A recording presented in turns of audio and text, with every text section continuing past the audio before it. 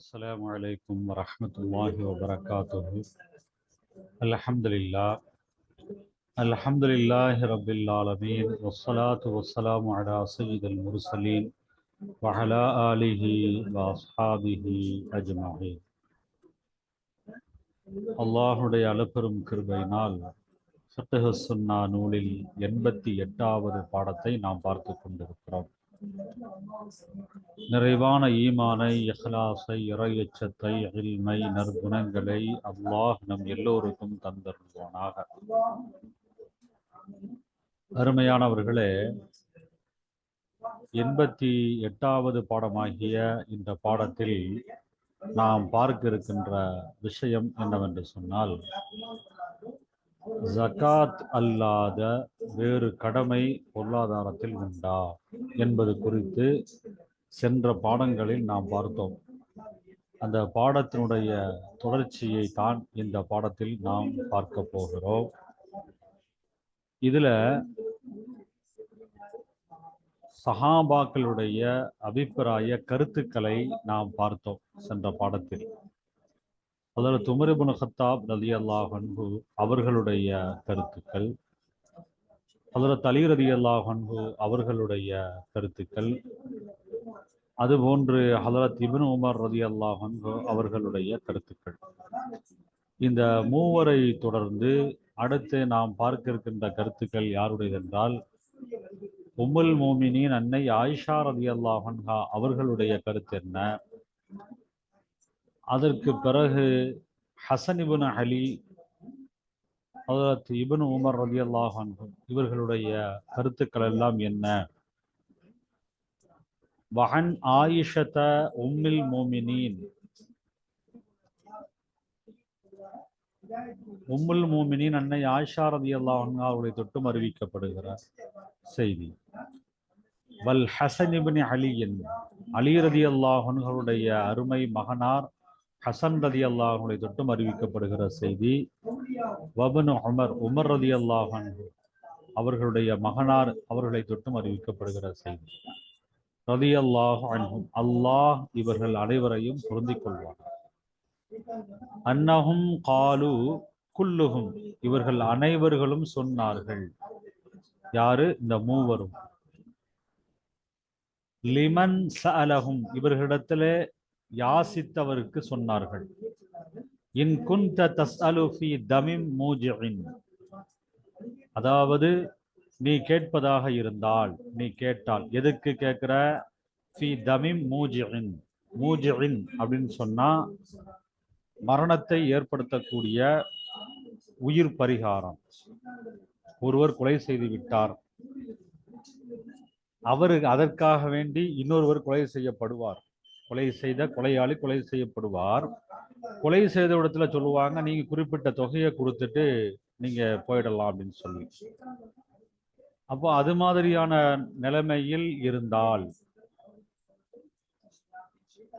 கொலைக்கு பகரமாக ஈட்டுத் தொகையை கொடுக்கக்கூடிய விஷயத்தில் நீ கேட்பதாக இருந்தால், அவ் அல்லது கருமின் முஃப்லிஹின், சங்கடத்தில் ஆழ்த்தக்கூடிய கடன், கடனில் நீ இருந்தால்,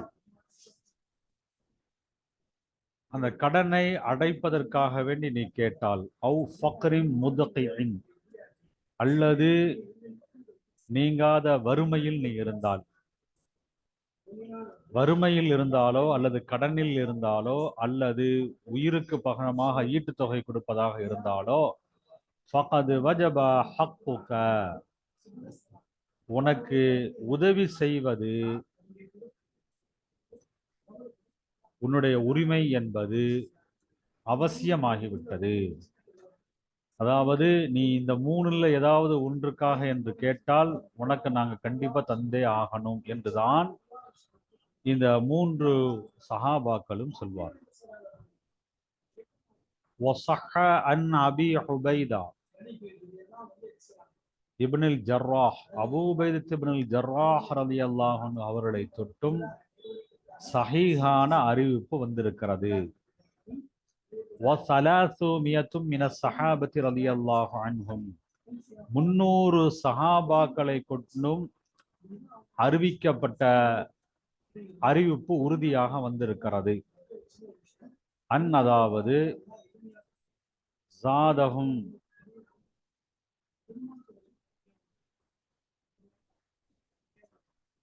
அவர்களுடைய உணவு சுனிய அழிந்து விட்டது. அமரகும் அபு உபைதா, அபு உபைதா ரலியல்லாஹு அன்ஹு அவர்களை ஏவினார்கள். அஸ்வாதஹும் ஃபி மிஸ்வதைனி, 2 மூட்டைகளில் அவர்களுடைய உணவுகளை அவர்கள் ஒன்று சேர்த்தார்கள். வஜஅல யகூத்துஹும் இய்யாஹா அல ஸவா, சமமான அடிப்படையில்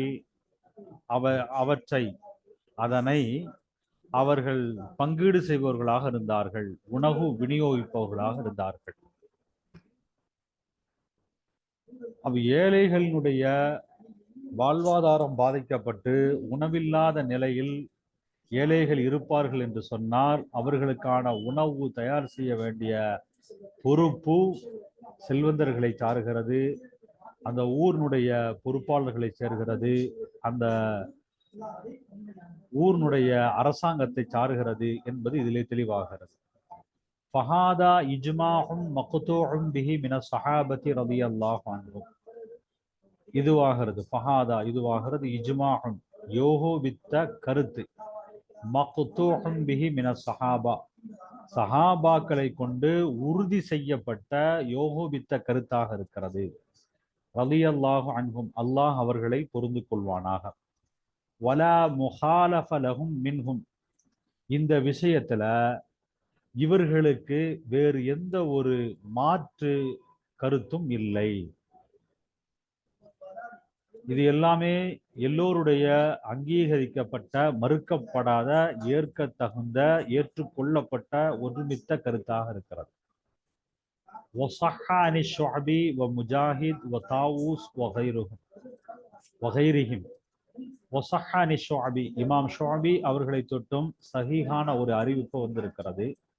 முஜாஹிதின், இமாம் முஜாஹித் அவர்களை தொட்டும் ஒரு சஹீஹான அறிவிப்பு வந்திருக்கிறது. தாவூசின், இமாம் தாவூஸ் அவர்களை தொட்டும் ஒரு சரியான அறிவிப்பு வந்திருக்கிறது. வகைரிஹிம், இவர்கள் அல்லாத வேறு சிலர்களை தொட்டும் அறிவிப்பு வந்திருக்கிறது. குல்லிஹிம், இவர்கள் அனைவர்கள். வகைரிஹிம் இதோட முடிச்சிட்டு குல்லுஹும், இவர்கள் அனைவரும் யகூலு சொல்கிறார்கள், ஃபில் மாலி ஹக்குன், பொருளில் வேறு கடமை இருக்கிறது என்று சொல்கிறார்கள். சிவ ஜகாத்தி, ஜகாத் அல்லாத வேறு கடமை இருக்கிறது என்று சொல்கிறார்கள்.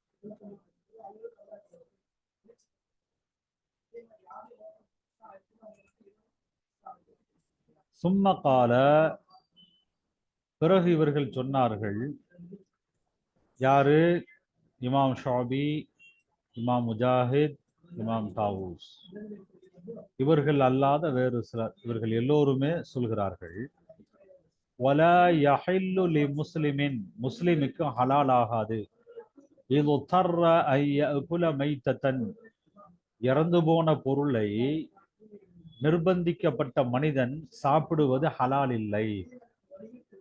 அதாவது குர்ஆன்ல அல்லாஹ் ஜல்ல ஷானுஹு தஆலா சூரா பக்ராவில நிர்பந்திக்கப்பட்ட மனிதன் இறந்து போன பொருளை அல்லது பன்றியினுடைய இறைச்சியை சாப்பிடலாம் அப்படின்னு அவன் சொல்லுவான் அல்லாஹ். அதற்கு விளக்கம் இவங்க சொல்றாங்க பாருங்க, வலா யஹில்லு லி முஸ்லிமின், எந்த ஒரு முஸ்லிமுக்கும் ஹலால் ஆகாது. முஸ்லிம் எப்படிப்பட்ட முஸ்லிம்? எதுத்தர்ற, நிர்பந்திக்கப்பட்ட முஸ்லிம். நிர்பந்திக்கப்பட்ட முஸ்லிமுக்கு ஹலால் ஆகாது ஐ யஅகுல மைத்தன், ஒரு இறந்து போன, ஒரு செத்து போன மையத்தை சாப்பிடுவது என்பது ஹலால் ஆகாது. அவ் அல்லது லஹ்ம ஹின்சீரின், பன்றியினுடைய கரியை சாப்பிடுவது என்பது ஹலால் ஆகாது. வஹுவ யஜிது தஆமன் ஃபீஹி ஃபضலுன், வஹுவ அதுவாகிறது, யஜிது அவர் பெற்றுக்கொள்கிறார், தஆமன் ஒரு உணவை பெற்றுக்கொள்கிறார், ஃபீஹி அந்த உணவில் இருக்கிறது, ஃபضலுன் மேல் மிச்சம் இருக்கிறது, அன் சாஹிபிஹி அந்த உணவுக்கு உரியவர் இருக்காருங்க, இந்த ஹீயுடைய லமீர் தஆம், உணவுக்கு உரியவரை விட்டும் அது மேல் மிச்சமாக இருக்கிறது. உணவுக்கு உரியவர் அப்படின்னு சொன்னாலே உணவுக்கு உரியவர் அவருடைய குடும்பத்தார்கள் எல்லாருக்கும் போகவே சாப்பாடு எக்ஸ்ட்ரா இருக்குது.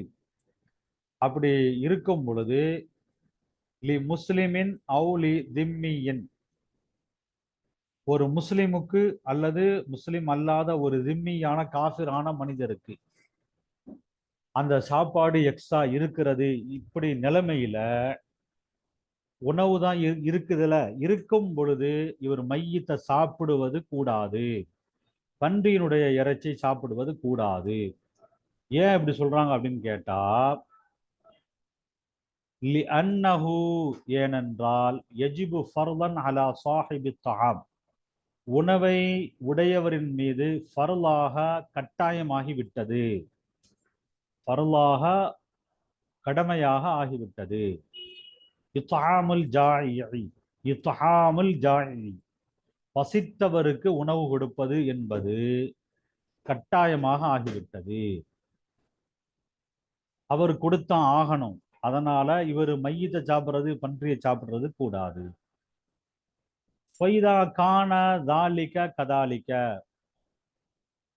விஷயம் இவ்வாறு இருந்தால் ஃபலைஸ பிமுல்தர்ரின் இலல் மையிதி வலா இலா லஹ்மில் ஹின்ஸீரி, அதாவது ஒரு உணவு எக்ஸ்ட்ரா இருக்கும் பொழுது அந்த உணவு உரியவர் பசியோடு இருக்கிறவருக்கு உணவு கொடுத்தாகணும். அப்ப இப்படி இருக்கிற நிலைமையில நிர்பந்திக்கப்பட்ட மனிதருக்கு இல்லை இலல் மையத்தி, மையத்தின் பக்கம் செல்வதோ, வலா இலா லஹ்மில் ஹின்ஸீர், பன்றியின் இறைச்சியின் பக்கம் செல்வதோ அந்த மற்ற மனிதருக்கு கூடாது.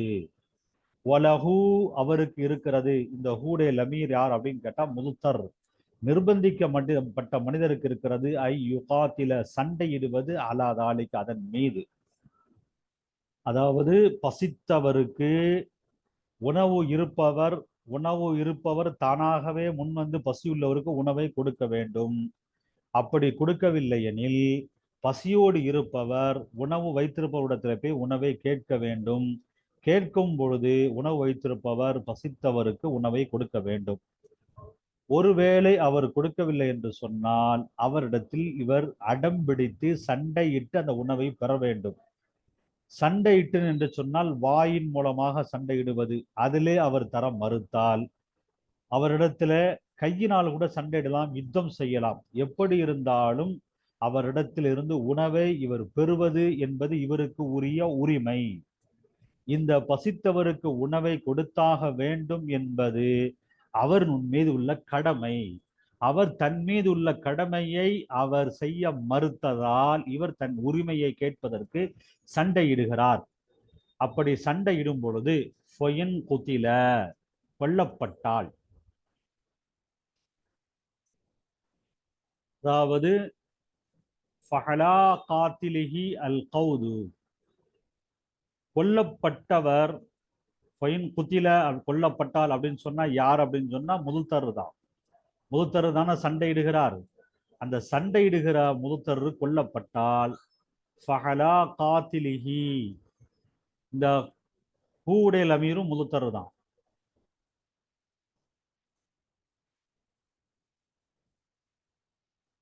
ஃபஹலா காத்திலிஹி, அந்த முதுத்தரை கொலை செய்தவரின் மீது அல் கௌது, அல் கௌத் அப்படின்னு சொன்னா என்ன பொருள் அப்படின்னு கேட்டா பாருங்க, ஃபஹலா காத்திலிஹில் கௌத் அப்படின்னு சொன்னா ஐ யுக்தலு பிஹி, அதன் காரணத்தால் அவர் கொல்லப்படுவார்.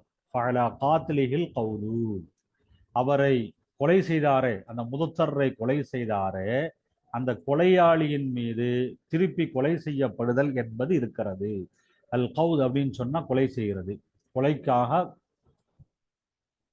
கொலை செய்யப்படுதல், கொலைக்கு பரிகாரமான கொலை. சரி, ஒயின் குத்திலல் மானிஉ, உணவை கொடுக்காமல் தடுத்து வைத்திருந்தாரே உணவு வைத்தவர், அவர் கொல்லப்பட்டால், அதாவது பசியோடு இருந்தவர் உணவு வைத்தவரை கொன்றுவிட்டால் ஃபைலா லஹ்னத்தில்லாஹி, அல்லாஹுடைய சாபத்தின் பக்கம் இவர் போய் சேர்ந்து விட்டார். லிஅன்னஹு ஏனென்றால் மனஹ ஹக்கன் பிறருடைய உரிமையை இவர் தடுத்து வைத்திருந்தார். ஆதலால் அல்லாஹ்வினுடைய சாபம் இவருக்கு இறங்கவே சாபத்துடன் மரணமாகிவிட்டார். ஒஹுவ மின தாயிஃபத்தில் பாகியதி ஒஹுவ இவர் தடுத்து உணவை கொடுக்காமல் தடுத்து வைத்தார இவர் அழிச்சாட்டியம் செய்யக்கூடிய கூட்டத்தில் உள்ளவர் ஆவார். வரம்பு மீறிய கூட்டத்தில் உள்ளவர். ஆதலால் இவரை கொல்லப்பட்ட காரணத்தினால் அவரை கொலை செய்ய வேண்டுமா? உணவை தடுத்தவர் கொல்லப்பட்டார் என்கிற காரணத்திற்காக வேண்டி பசியோடு இருந்த அந்த மனிதரை கொலை செய்ய வேண்டிய அவசியம் இல்லை. அப்ப எந்த அளவிற்கு இங்கே அதாவது உணவு கொடுப்பதுங்கிறது அவசியமாகிறது என்பதை மிக தெளிவாக சொல்லப்பட்டிருக்கிறது. கால தஆலா அல்லாஹு தாலா சொன்னான். எதனால இந்த கொலையாளிக்கு அல்லாஹுடைய சாபம் உண்டு, அவர் அழிச்சாட்டியம் செய்யக்கூடிய வரம்பு மீறிய கூட்டத்துல உள்ளவர் அப்படின்னு சொல்றாங்கன்னா பின்வரக்கூடிய ஆயத்து தான் ஆதாரம். ஃபயும் பகத் யஹ்தாஹுமா அலல் உஹ்ரா அந்த இரண்டு கூட்டத்தார்கள் ஒரு கூட்டத்தார் வரம்பு மீறினால் அலல் உஹ்ரா ஒரு கூட்டத்தாரின் மீது ஃபகாத்திலுல்லதி தபுகி வரம்பு மீறி அந்த கூட்டத்தினரை நீங்கள் கொலை செய்யுங்கள். வரம்பு மீறிய கூட்டத்தாரிடத்திலே நீங்கள் சண்டை செய்யுங்கள். ஹத்தா தஃபிஅ இலா அம்ரில்லா அல்லாஹ்வினுடைய காரியத்தின் பக்கம் அவர்கள் வரும் வரை அவர்களிடத்திலே யுத்தம் செய்யுங்கள் என்று அல்லாஹ் சொல்கிறார். அப்ப யுத்தத்திற்கான அனுமதியை அல்லாஹ் வழங்கிவிட்டான். இந்த இடத்துல ஃபயும் பகத் என்று சொல்லியிருக்கிறான் அல்லாஹ். பகத் என்றால் வரம்பு மீறினால். அதனால தான் இந்த மனிதனை மானிகை அத்தாயிஃபத்துல் பாகியாவில் சேர்க்கப்பட்டிருக்கிறது, வரம்பு மீறிய கூட்டத்தில் சேர்க்கப்பட்டிருக்கிறது என்பதை புரிந்து கொள்ளுங்கள். அப்போ இந்த ஆயத்து எங்க வருகிறது? அல் ஹுஜராத் என்கிற சூறாவில் 9வது வசனத்துல வருகிறது. இந்த ஆயத்தின் அடிப்படையில தான் அந்த மனிதர் அழிச்சாட்டியம் செய்யக்கூடிய வரம்பு மீறிய கூட்டத்தில் உள்ளவர் என்று சொல்லப்பட்டிருக்கிறது.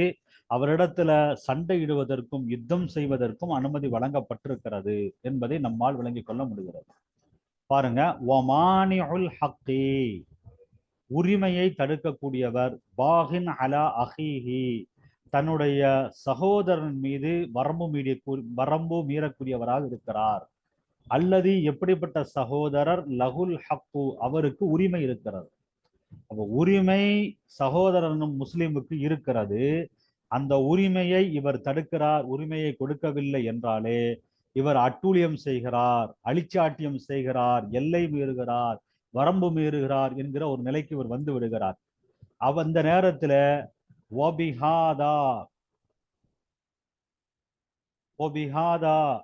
இதற்காக வேண்டிதான், அதாவது வரம்பு மீறுகிற காரணத்தினால்தான் அவரும் கொலை செய்யப்பட்டார், அவரிடத்திலையும் சண்டை செய்யப்பட்டது, அதனால் அவர் கொலையும் செய்யப்பட்டார். அடுத்து பாருங்க, ஒபிஹாதா இதன் காரணத்தினால்தான், இந்த வரம்பு மீறுதல் என்கிறது இருக்கிற காரணத்தினால்தான் காத்தல அபூபக்கர் அஸ்ஸித்தீக் ரலியல்லாஹு அன்ஹு அபூபக்கர் சித்தீக் ரலியல்லாஹு அன்ஹு அவர்கள் யுத்தம் செய்தார்கள்.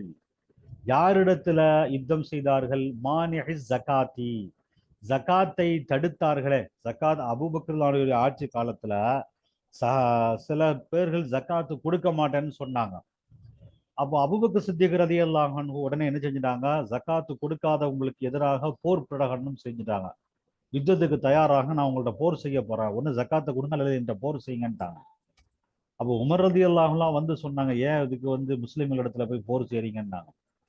முஸ்லிம்கள் அவங்களுடைய ஹக்க தரல, அவங்களுடைய உரிமையை தர வேண்டியதை தரல. அப்ப அவங்க இடத்துல சண்டையிட்டு யுத்தம் செஞ்சு போர் புரிஞ்சுதான் அவங்களிடத்துல உரிமையை வாங்க வேண்டியது இருக்குன்னு அபூபக்கர் விளக்கம் கொடுத்தாங்க. அப்ப இதற்கெல்லாம் அனுமதி மார்க்கத்துல இருக்குங்கிறதும், குறிப்பாக இந்த வசனத்துல அதற்கான தெளிவு, சான்று, ஆதாரம் எல்லாம் இருக்குங்கிறத நம்ம புரிஞ்சுக்கணும். ஒபில்லாஹி தஆலா அத்தௌஃபீக் அல்லாஹு தாலாவை கொண்டே பேருபகாரம் இருக்கிறது. எதற்காக முடிக்கிறான்னா, நமக்கு தெரிந்தது குர்ஆன் ஹதீஸ்ல இருந்து நமக்கு தெரிந்தவற்றை நாம் சொல்லிவிட்டோம். இதற்கு மேலுள்ள விஷயங்களை அல்லாஹ் நமக்கு விளக்கி தர வேண்டும் என்பதற்காக வேண்டி இப்படி வார்த்தைகளை பயன்படுத்துவது என்பது உண்டு. அந்த அடிப்படையில தான் இங்கே பயன்படுத்தப்பட்டிருக்கிறது. இன்தஹா, நிறைவு பெற்றது. யாருடைய கருத்து நிறைவு பெற்றது? முதல்ல தஃசீருல் மனார்ல உள்ள கருத்தை சொன்னாங்க. அப்படி சொல்லி கொண்டு வரும் பொழுது அது ஒரு நீண்ட ஒரு விளக்கமாக அமைஞ்சது.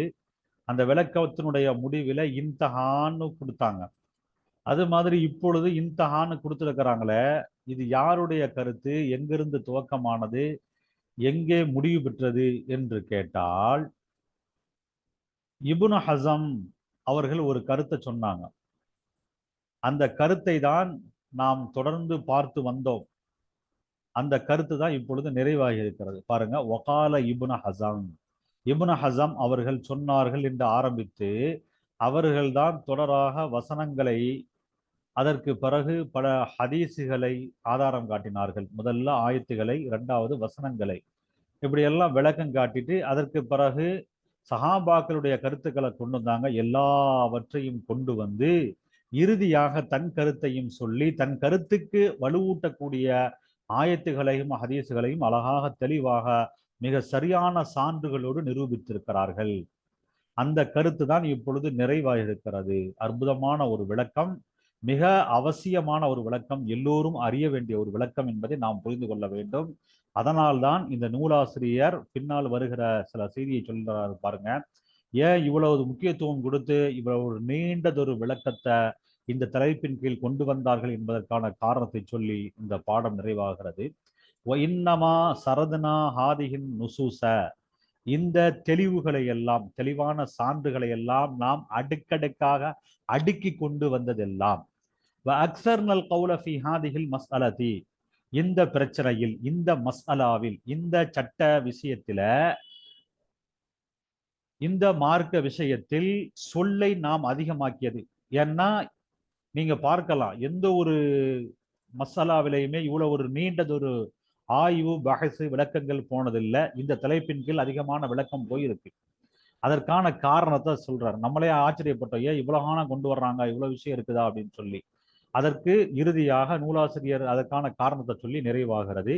லியுபையின மதா மாஃபில் இஸ்லாமி மின் ரஹ்மத்தின் வஹனானின், அதாவது இஸ்லாத்துல உள்ள இந்த இரக்கத்தன்மை, அருள் தன்மை, கருணை காட்டுவது, அன்பு காட்டுவது, இரக்கம் காட்டுவது, இதெல்லாம் ஒரு நீண்டதொரு விளக்கமாக இருக்கிறது என்பதை நாம் விளக்கி காட்டுவதற்காக வேண்டிதான் இந்த விஷயங்களை எல்லாம் இவ்வளவு சான்றுகளோடு அடுக்கடுக்காக நாம் அடுக்கினோம்.